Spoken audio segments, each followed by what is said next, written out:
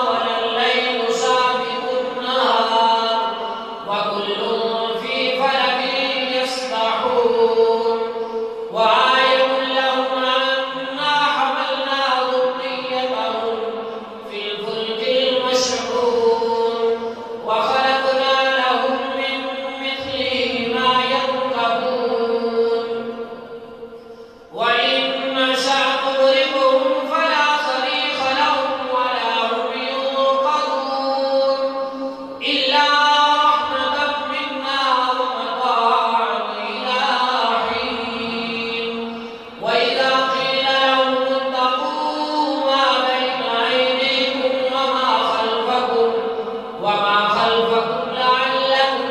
ترحمون وما تأتيهم من آية من آيات ربهم إلا كانوا عنها معرضين وإذا قيل لهم انفقوا مما رزقكم الله قال الذين كفروا للذين آمنوا أنطعم من لو يشاء الله أطعمه إن أنتم إلا في ضلال مبين ويقولون متى هذا الوعد إن كنتم صادقين ما ينظرون إلا صيحة واحدة تأخذهم وهم يخصمون فلا يستطيعون توصية ولا إلى أهلهم يرجعون ونفخ في الصور فإذا هم من الأجداث إلى ربهم ينصرون قالوا يا ويلنا من بعثنا من مرقدنا هذا ما وعد الرحمن وصدق المرسلون إن كانت إلا صيحة واحدة فإذا هم جميع لدينا مهضرون